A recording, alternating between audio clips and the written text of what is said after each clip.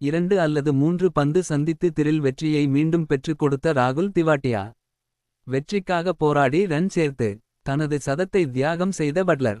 கடந்த போட்டியில் சிறப்பாக கடைசி ஓவரை வீசி தங்கள் அணிக்கு வெற்றியை தேடி தந்தார் ஸ்டார்க்.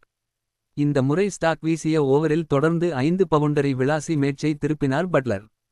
டெல்லி மற்றும் குஜராத் அணி மோதிய போட்டியில் முதலில் பேட்டிங் செய்தது டெல்லி அணி. தொடக்க வீரர்கள் சிறப்பாக விளையாடினர்.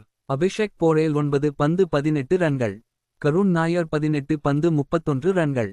KL ராகுல் 28 ரன்கள். அக்சர் பட்டேல் 39 ரன்கள். ட்ரிஸ்டன் ஸ்டப்ஸ் 31 ரன்கள். ஆஷுதோஷ் ஷர்மா 37 ரன்கள் எடுத்தனர். 20 ஓவர்களில் 203 ரன்கள் சேர்த்தனர்.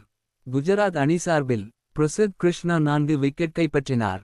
குஜராத் அணி 200க்கு அதிகமான ரன்களை சேசிங் செய்து வெற்றி பெற்றதில்லையம். 204 இலக்கை நோக்கி குஜராத் அணி விளையாடியது. ஆரம்பமே அதிர்ச்சி தான். கில் 7 ரன்களில் ரன் அவுட் ஆனார். ஜோடி சேர்ந்த சாய் சுதர்ஷன் மற்றும் ஜாஸ் பட்லர் சிறப்பாக விளையாடினார்கள்.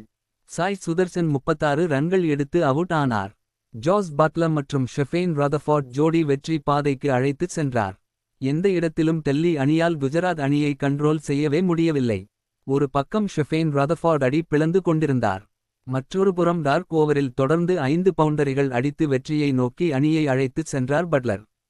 சதம் அடிப்பார் என்று எதிர்பார்த்த நிலையில் தசை பிடிப்பு ஏற்பட்டு தடுமாறினார். ஷெஃபேன் ரதர்ஃபோர்ட் 43 ரன்கள் எடுத்து ஆட்டம் இழந்தார். ராகுல் திவாட்டியா கடைசி திரில் ஓவரில் 3 பந்துகளில் 11 ரன்கள் எடுத்து குஜராத் அணியை வெற்றி பெற வைத்து தன்னை மீண்டும் பினிஷர் என்று நிரூபித்தார். ஜாஸ் பட்லர் 54 பந்துகளில் 11 பவுண்டரி 4 சிக்ஸர் அடித்து கடைசி வரை ஆட்டம் இழக்காமல் இருந்தார். Good thrilling match.